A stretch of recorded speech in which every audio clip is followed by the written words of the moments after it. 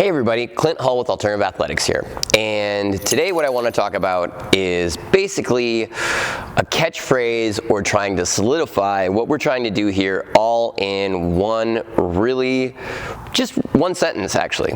And we really struggled with this. We had a lot of pretentious things we wanted to say, or a lot of aggressive things we wanted to say. And some of them would alienate some people. And what it really boils down to is live well, be strong. And this has kind of two elements to it, and you're gonna see this on shirts, bumper stickers. It's going to be associated with us just so that when you need to explain to people what you do at Alternative Athletics, it makes more sense to people. So we have kind of two elements, and I'm going to touch on a lot of little parts of those elements. The first one is going to be part of living well is mobility.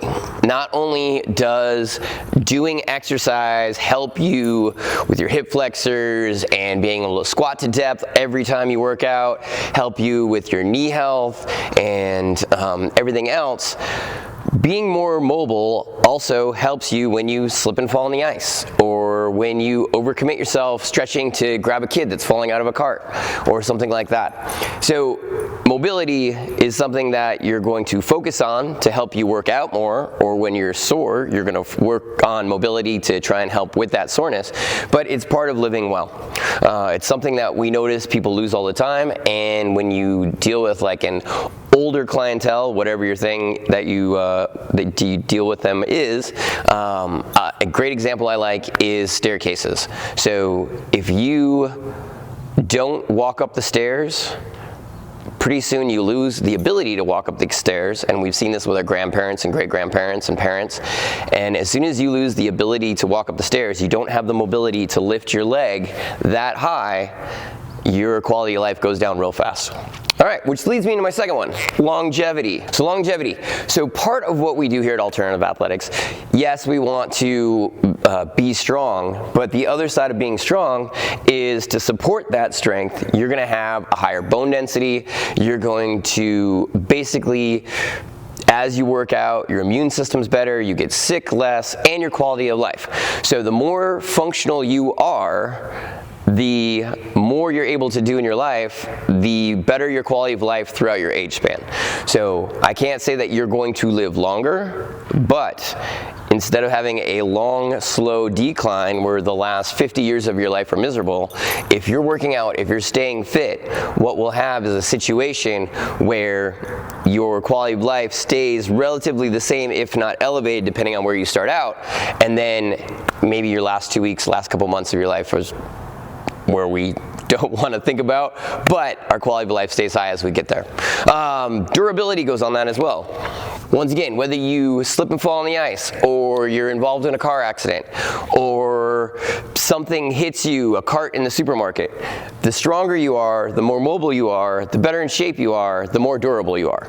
And this is something that I think relates more than people think about. Everybody wants to think about not getting injured, trying to avoid injury, but the fact that you can toughen up your whole system by working out, by being stronger, by being more flexible, when that injury event happens, it's less likely to have significant damage. All right, so we're going to change gears a little bit. Part of living well is food. If you are working out all the time and you want to be less sore when you work out, and you want to perform better when you work out, you're going to start treating food like medicine. So food is something, nutrition is something where we don't think about it, but this is what we run on. This is the base of any pyramid in which we want to have athletic performance at the peak. And this is going to be what allows us to lose weight, to reduce inflammation, to have a nice balance of fats and carbs so that when we need energy, we have it. And if you don't have a reason to think about it, then you won't. And if you don't think about it and you're not conscious about it, you'll put anything in your mouth for calories. But on the flip side, if you're like, hey, I just did a killer workout, I need more protein so that I can recover faster, you're conscious of your food choices, whether you're food journaling or not, and every time you go to reach for that thing, you'll be like, does this benefit me or not? Is this something that's gonna help me with my inflammation or not? Is this gonna help prevent arthritis or not? And treating food like medicine is a huge part of living well. Socialization.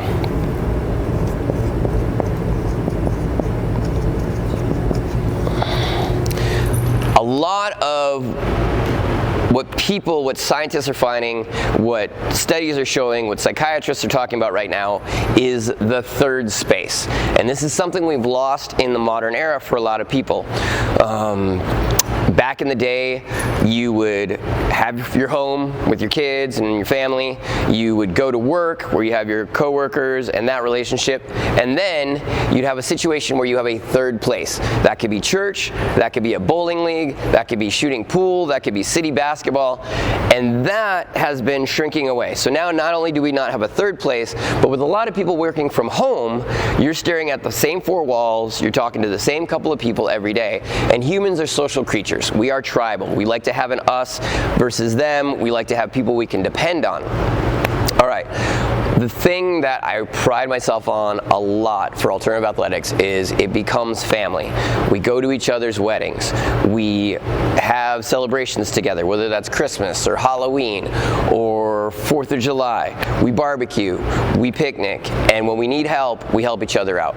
That third place is something that we really try and fill that role for, and it's part of our psyche, it's part of mental health, just having that ability to talk to somebody that is disassociated from work and home and have that freedom to get another opinion, to ask for help, to use them as a sounding board.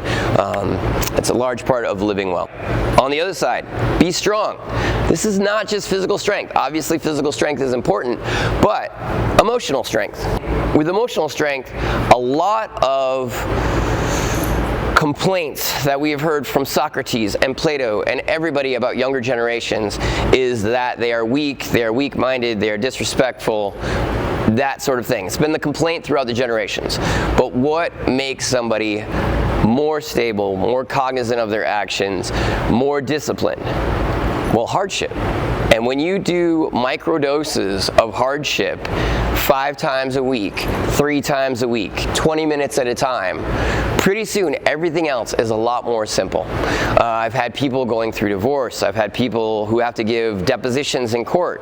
And a lot of times they will be here to do something hard to take their mind off of it so that the next thing they do seems less tough. I've had people shake themselves out, okay, 3, 2, 1, go, and go into a deposition because it's the same mental attitude, the same psyche of getting yourself geared up for a hard workout. You know you got to do it. You know you're going to come out the other side. You know it's not going to be fun while you do it. But doing hard things makes life a lot easier and makes us ready for hardship when it comes. Which leads me to another one. I'm a child of the 90s. I'm a Gen Xer. Survivability. The zombie apocalypse is coming. Probably spelled that wrong. All right, let's just change it to survival.